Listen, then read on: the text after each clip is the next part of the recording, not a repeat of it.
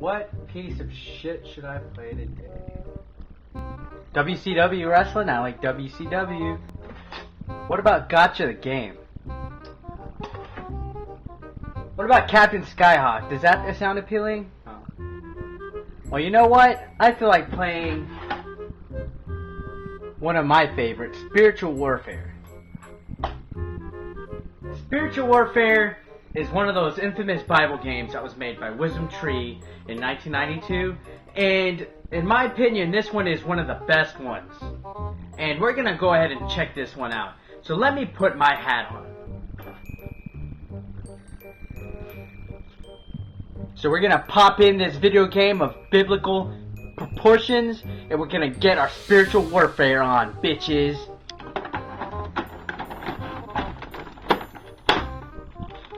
Spiritual Warfare was made by Wisdom Tree in 1992 for the NES. And yes, it's one of those Bible games. However, this one is a little bit better than the rest. And by a little bit, I actually mean a lot fucking better. Because this one is probably my most favorite out of all of the bunch. Now, upon starting this game, you can see that the overall gameplay is similar to another popular NES game. A game known as The Legend of Zelda. Everything from the over-the-top view perspective to the graphics, items, and control of the character are all very similar. There is even a raft that looks like it was taken straight out of Zelda.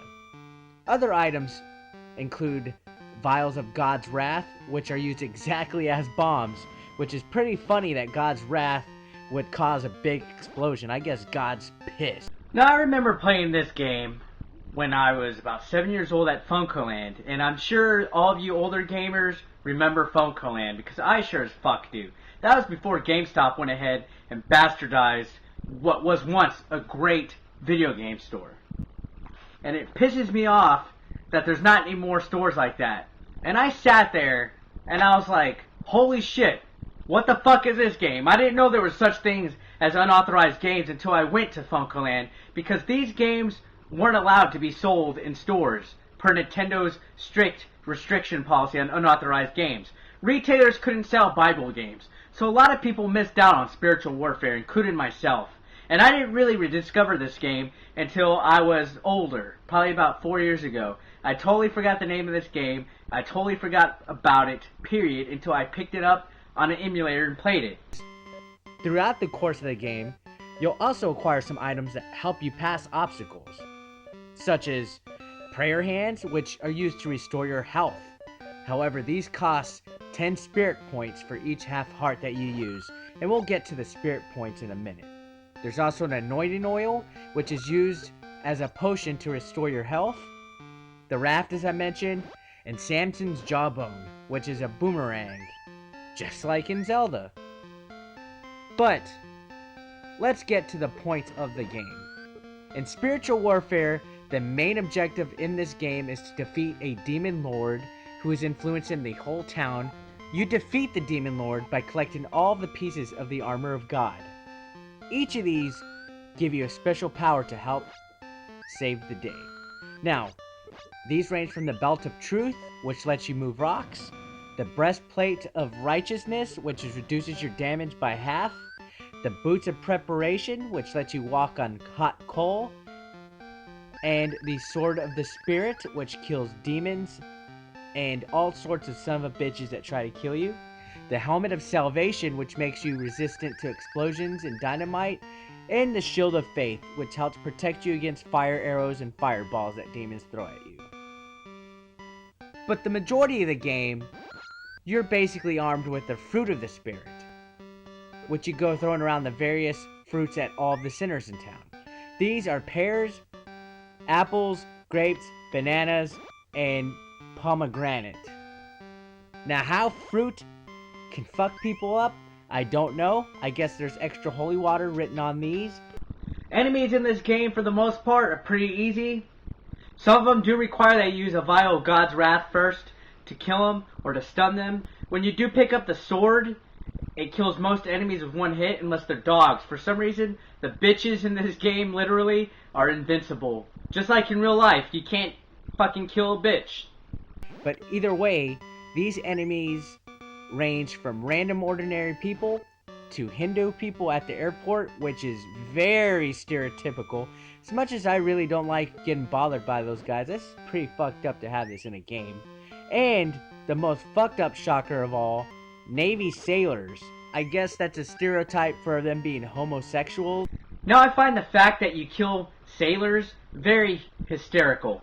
I mean, they have to be because they're homo. There's no way around it. Why else would you kill a seaman?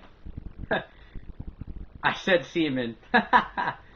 Currency in this game is in the form of spirit points, which randomly appear upon converting these enemies, but watch out, sometimes demons will come flying out of them as well. The spirit points are used, as I mentioned, to purchase items from shops. If you kill enough enemies, a random angel will appear with a mini-game. And this is where the educational part of the game comes into play. You answer various Bible questions in the form of a pop quiz, and you gain spiritual points, and sometimes you can regain health. So there's not much to this game. The music, it's the same, the whole freaking level, from the first stage all the way to the end. It's the same monotonic song like most early Nintendo games are, so you can't really complain about that. Fortunately, the tune is pretty long, so you're not hearing the same 3 seconds of it. And there's even a different song when you push pause. Or at least it sounds like a different song to me. The map of this game is actually quite rather large, just like in Zelda. The various areas in the map range from a park, to a city, to slums, to a housing area, to a hotel casino area, to an airport, to a warehouse, to a shipyard, forest, beach, prison, and hell. Yes, I said hell. And this is hilarious because this is probably one of the earliest games I know of that you actually play in hell. I can't really recall one besides Doom, so I guess this game actually beat Doom to the punch. Each of the above locations that I've mentioned lead to areas where there's certain bosses that do hold the missing pieces of the armor of God. And the bosses in this game can be quite frustrating actually, and often I find myself yelling and throwing my controller at the TV screen. The selection of bosses is often quite random. The boss selection in this game is fucking weird, as I mentioned. You kill somebody, it looks like they're hiding behind a garbage can. You fight some dude in some kind of weird maze. You fight a floating hand. It sucks. Until you finally find yourself face to face with the ultimate personification of evil.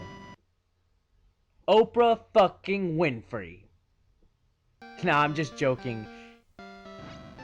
The main boss of this game, are you ready? Drum roll, please.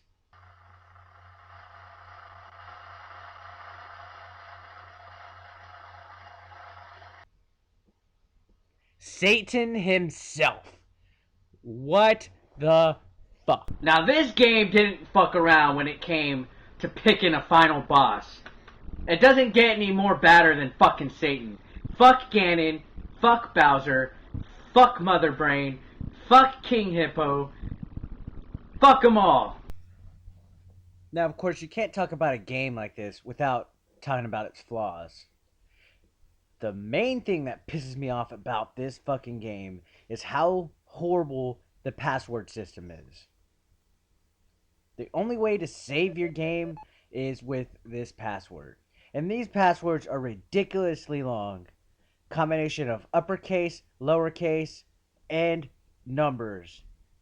Why the fuck did gamers have to deal with this back in the day?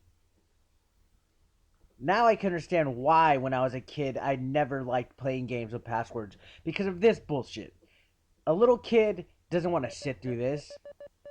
I'm sure a Christian kid would like to read some Bible verses and stuff, but a fucking password this big? Fuck no. The other thing that I hate is that the church in this game is a main location where you can get your energy refilled. 100% no matter what, but it's also way the fuck out of the way. But I do think it's hilarious that it's the biggest building in the game. Another thing is some of the puzzles in this game are ridiculous.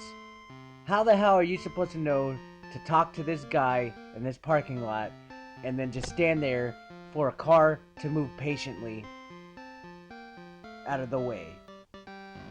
Huh? And then another thing, a game like this, much less an unauthorized game, would not be complete with a shitty ending. Go ahead and take a gander at the ending of the game.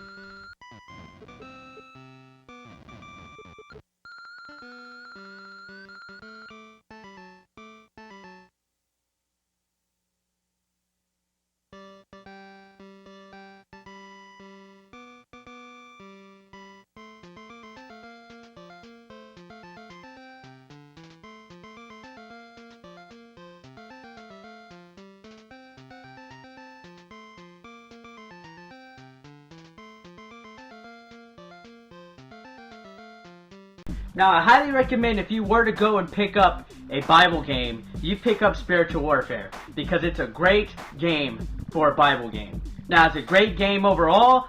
Probably not, but we're not looking at it for anything past than what it is. You shouldn't have expectations, first of all, when you see a non-standard gray Nintendo cart. But for an unauthorized game, especially a Bible game, this game is pretty fucking great. I picked up mine for about 12 bucks, so if you can find a copy for 12 or less, I highly recommend it. The graphics are pretty decent for an unauthorized game. They're better than Zelda, considering that it was made in '92. They could have been a little bit better. But they were copying the formula of Zelda because they knew that was a popular NES game, and it would attract players, and Christian players most of all, to play this game. I mean, it was either play Zelda, a good game with lots of violence, monsters, and a storyline that will just fucking blow your fucking mind. Or it's let's play Spiritual Warfare, a watered down Christian version, basically Link goes to Bible school. Either way, both these games, similar in many styles. If I had to pick one, of course it would be Legend of Zelda. But if you like weird, strange games that aren't common, go ahead and pick up Spiritual Warfare, because it was a brilliant idea that Wisdom Tree did.